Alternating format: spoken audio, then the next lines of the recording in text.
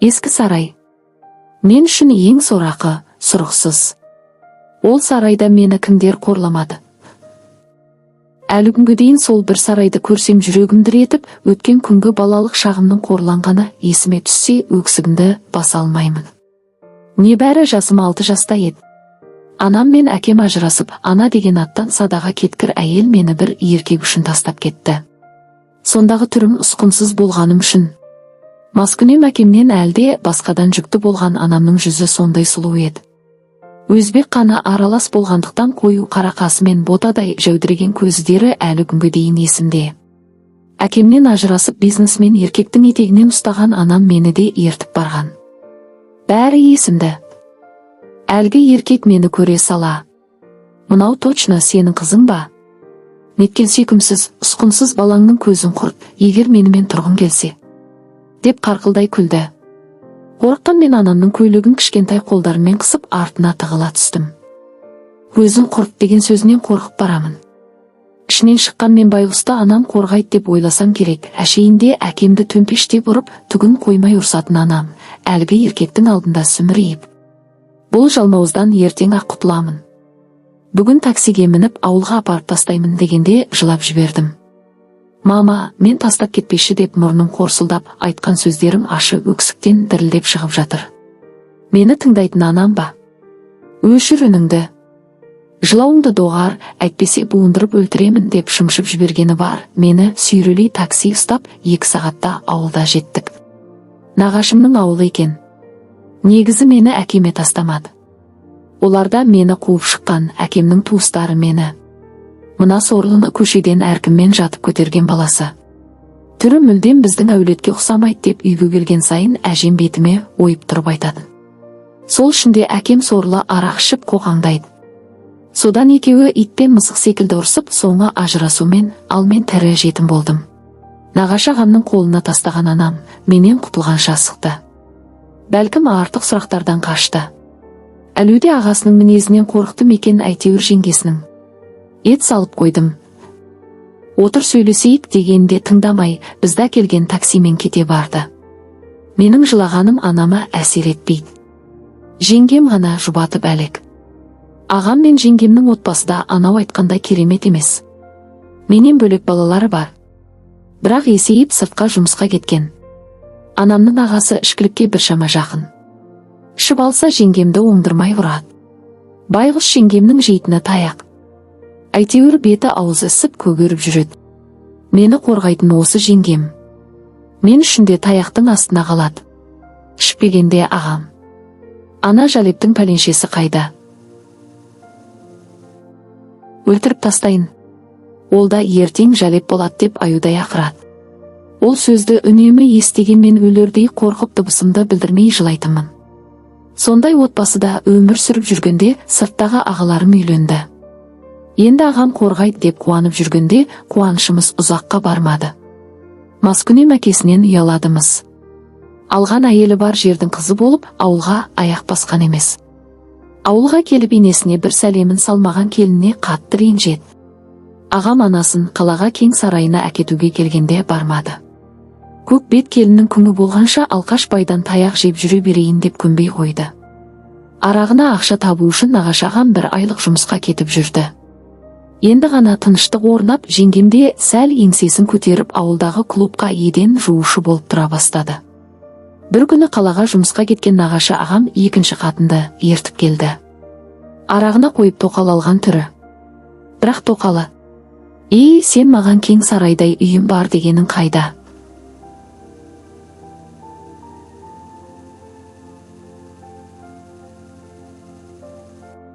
"Мына сасық лашықта тұрмаймын" деп бұрқылдады. Бұл албастыға сасық лашықты да қимайтынымызды ол сорлы білсе ғой. Сонымен 2 көзі тоқалдан басқаны көрмейтін нағашы ағам үйді сатып жіберіп, нағашы ағамның бәйбішесі екеуміз далада қалдық.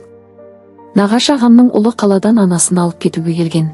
Енді қалада тұрамыз деп бала болсам да қуанып жүрмін.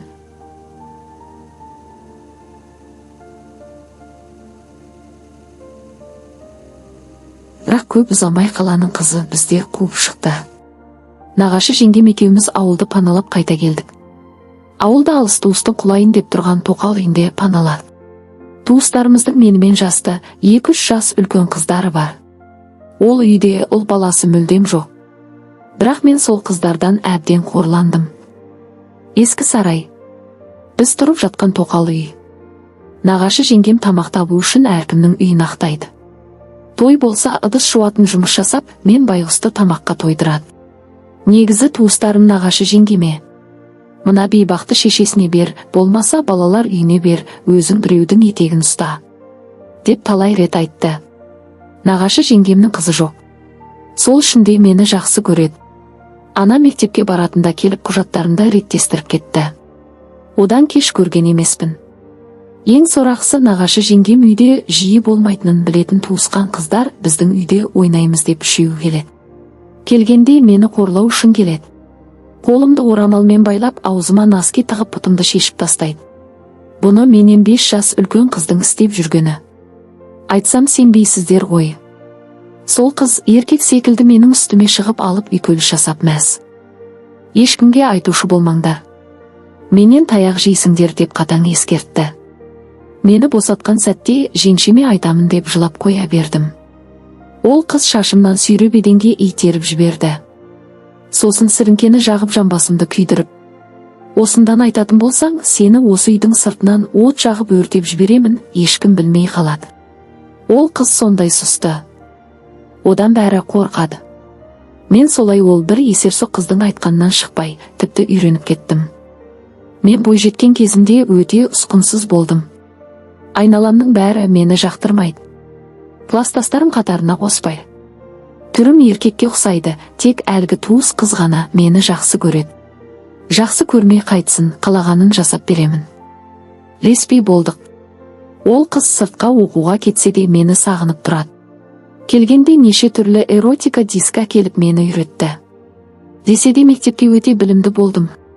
Тұйық әрі барлық пәнді шешіңкідей шағып, олимпиадада бас жүлдесіз қайтпайтынмын. Мектепте белсенді болсам да ешқандай досым, сырласым жоқ. Оқудан келген туысыма тек ләззат керек. Бұлай сырласып көрмедік. Солай жүргенде оны алып қашып кетті. Мен мектеп бітіріп, сыртқа университетке оқуға түстім. Сол жылдары нағашы жеңгем ауырып жүріп, аяқ астынан давлениеден құлап, көп ұзамай айырылып қалдым. Анамның орнына ана болған жанда мені тастап кетті. Жаным қатты күйзеліске түсіп, шылым шегуді үйреніп, сыра ішуді үйреніп алдым. Қайтейін, енді жалғыздық шаршатып жіберді. Стипендияның жартысына бір бөлмелі тар пәтерде жалғыз тұрып жаттым. Сұқынсыз келбетте болған маған ешкімде қарамайды. Солай жүргенде оқуды бітіріп, жұмысқа орналастым. Бірақ жұмысым үнемі жол үстінде, командировкада жүремін. Бірде жұмыстарымды ерте бітіргендіктен қонақ үйге барып, босқа жатқанша ертерек қайта берейін деп пойызға билет алуға тура келді. Солайша сөмкемді жинап вокзалға шығып кеттім. Билет алу оңай болғанымен біздің пойыздардың жағдайы мүлдем есімнен шығып кетіпті. Адамлық толы. Купеге билет алғаным қандай жақсы болған. Пойыз орнынан жылжуымен мен орныма орналасқым келмеді. Сөйтіп дәлізде ары-бері сандырақтап жүріп алдым. Сол арада жанымнан өтіп жатқан жұп вагон ресторанға барып тамақтану жайында сөз естіп қалдым. Осы уақытқа дейін пойыздарда ресторанның болатынын еш білмеппін. Шайқалған пойызда әр қадамымда абайлап басып, вагон ресторанға да жетіп алдым да бос тұрған үстелге отыра кеттім. Сэндвич пен ішімдік алып айналамдағы адамдарға қарай бастадым. Қарсы беттегі орта жастардағы жұпқа көзім шалды. Ер кісі маған теріс қарап, ал келіншек болса маған оң қарап отырған. Алдарында сыра мен чечил болатын. Алдымен әйелдің қолаң шаштары, сүйкімді жүзі, жылтыраған тырнақтарына мән бердім. Бірақ қызығушылығымды жаулап алған үстелдің астынан көрініп тұрған мини юбкасы мен түп-түзу ұзын аяқтары еді. Қанша қарамауға тырыссам да еріксіз көзім түсіп кете береді. Сіздерде де болатын шығар осындай мезеттер, қарамаймын десең де еріксіз қарап қоясың. Осылай өзіммен өзім күресіп отырғанда, әлгі әйелдің менің қарап отырғанымды байқап, маған қарап отыр екен. Ыңғайсызданып көңілімді басқа жаққа аударуға тырыстым. Бірақ көп ұзамай қайта сол аяқтарына оралдым. Отырғанымда әлгі әйел тағы да мені ұрлық үстінде ұстап алды. Ұялғанымнан не істерімді білмей, орнымнан тұруға әрекет жасай бастағанымда, ол әйелдің маған қарап жымиғанын байқадым. Яғни ең болмағанда қате түсінген жоқ деп түсіндім. Бірақ әйелінің жымиғанын осы тұста байқаған ері кері бұрылып маған қарады. Жұрттың көзінше жанжал шығармаса болар еді деп ойланып отырғанда, әлгі ер кісі мейлінше сыпайылық танытып амандасты. Мен де амандастым, басқа қайтемін. Сосын олар өздерінің әңгімесін жалғастыра бастады. Мен екінші сыраны айттырғанда темекімнің таусылғанын байқадым. Ол кезде тамбурда темекі шегуге болатын еді. Сонымен асықпай сырамды ішіп отырып, кезекті станцияға тоқтағанда жүгіріп барып, буфеттен темекімді алып бұрылсам, әлгі еркек жымиып артымда тұр екен.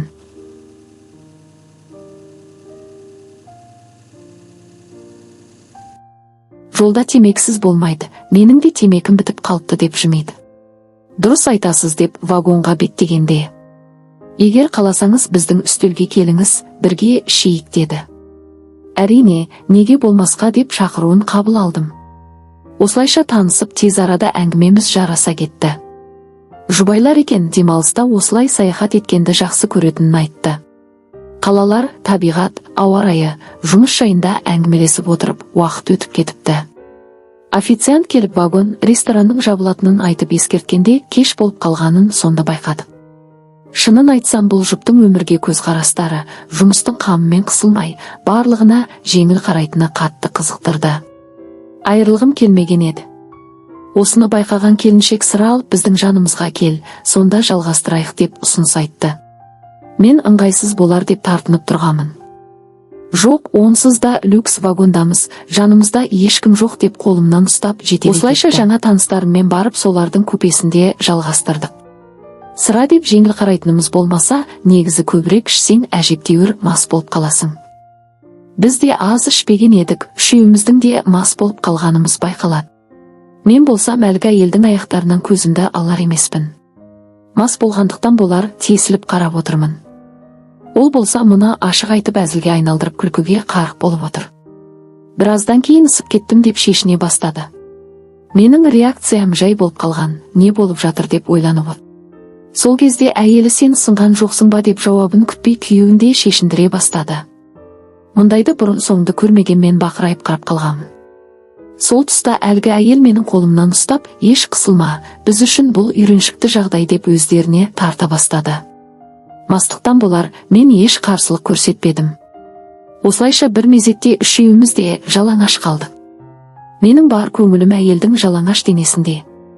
Не деген сымбаттылық, барлығы өз орнында, ешқандай да артықшылық жоқ. Осы тұста ол екеуі құшарлана сүйісе бастады. Жандарында мен мүлдем жоқтай, тіпті байқар емес. Олардың бір-бірін аймалаған сахнасына қарап отырып мен де қозып кеттім. Мұны байқаған олар мені ортаға алып, бірі ернімнен сүйіп, екіншісі кеудемді уқалап, бір-бірімен орын ауысып күн тимесімді аймалап мені мүлдем есімді ауыстырып жіберді. Ары қарай не болғаны толық есімде жоқ, мүмкін мастықтан болар, мүмкін басқа себептер. Бірақ тек кішігірім фрагменттермен ғана есімде қалған. Менің күн тимесіме тиіскен алғашқы еркек болды.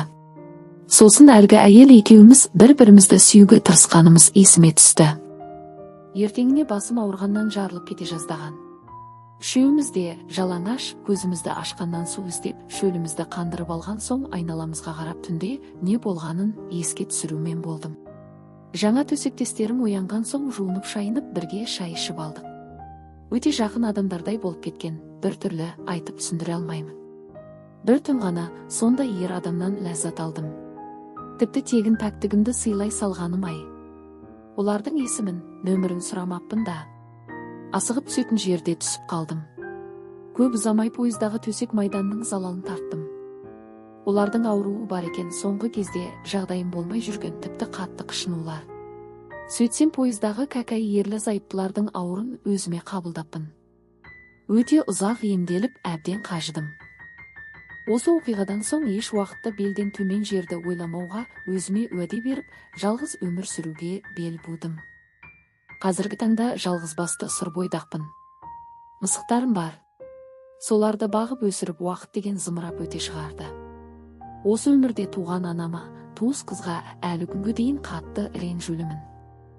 балалық шағымның күл талқанын шығарды. Бәлкім тұлға ретінде дұрыс қалыптасқанымда қазір бақытты өмір сүретін едім.